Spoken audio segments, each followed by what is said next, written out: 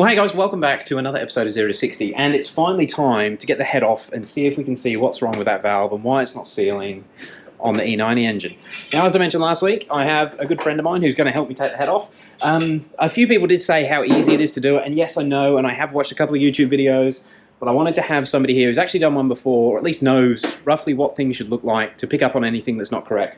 I just don't want to pull it off myself and miss something and then it end up being a problem down the track. So at least having a professional here should avoid any future problems. So the process we've got so far, we're going to basically get it to cylinder 1 top dead center so that all the timing tools line up, crack the main nuts off, and then the main bolts, I should say, on the cams, and then get to undoing it. It should just be the timing chain tensioner. And you reckon that's about it? Yep, that's it. All right. So instead of a time lapse, I'll just sort of talk you through it. We've got the one way of getting an idea apparently on when it's at cylinder 1 top dead center. You'll have both of the QR codes on the cams at the top and visible, and then it allows us to line up this locking tool here, which goes through the bed plate and actually through into the flywheel, although you can't quite see it. Hopefully you can see it in there. So that's there, and then the timing tools go on.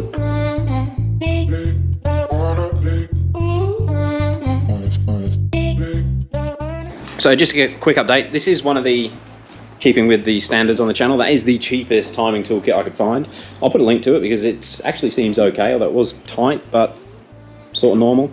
Yeah. But yeah, everything, cam is locked, all pieces are in there.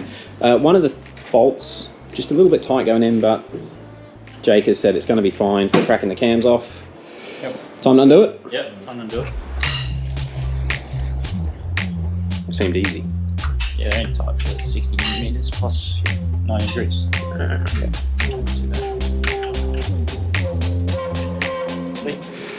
So cams are both loose, just taking the timing chain tensioner out now.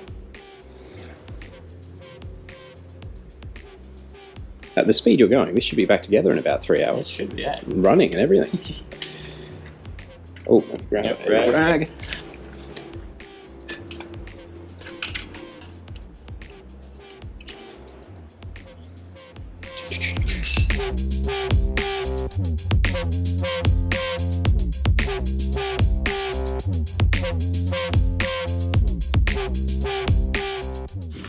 So what's next?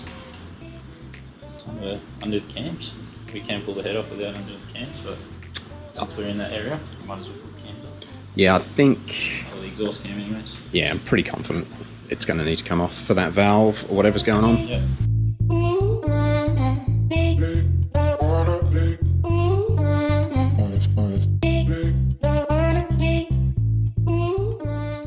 So exhaust cam bolts are all backed out.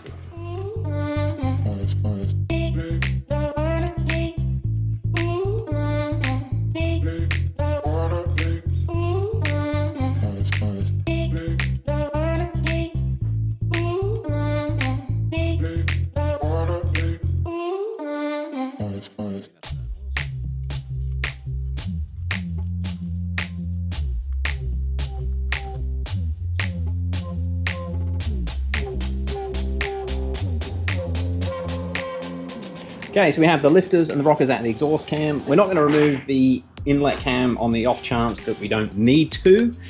And we've just undone the tensioner or timing chain guide, I should say. And yeah, basically we've got everything laid out here that we've pulled off so far. All pretty straightforwards. Ready to go. I'm off. It's ready to start doing the head. Yep.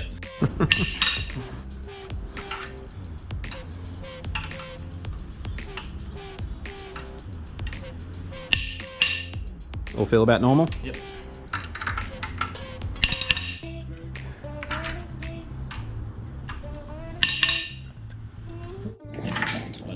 So main head bolts have all been undone with the correct sequence.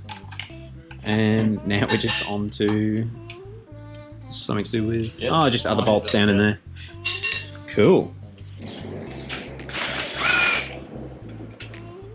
I think that might be just great. First for today. Hey. Yeah, that head gasket.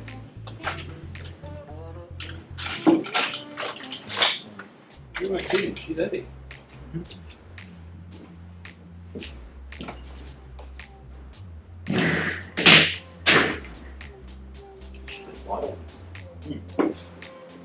Well, GoPro had stopped.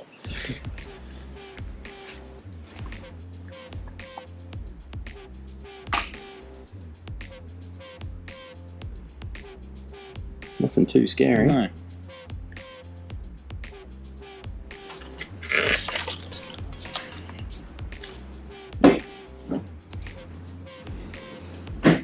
Still a fair bit of coolant in it. But cylinder wall looks good. Yep. It looks sweet. Pistons look alright. Weird carbon build-up. Carbon's chipped off of cylinder 5.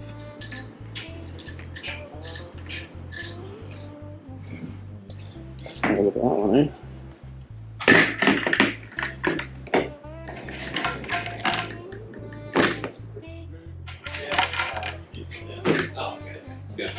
There you go.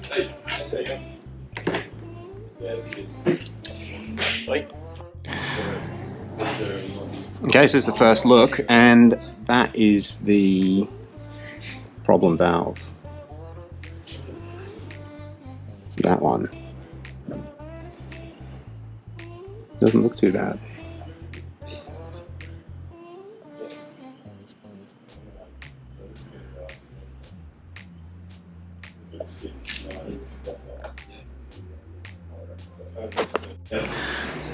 Okay, so there's nothing visually wrong with that valve, so it could just be carbon on the valve seat or something. We're just going to see if we can get it out. I've only got motorbike valve spring compressors, so we'll see if we can get the valve out now and just have a look at it.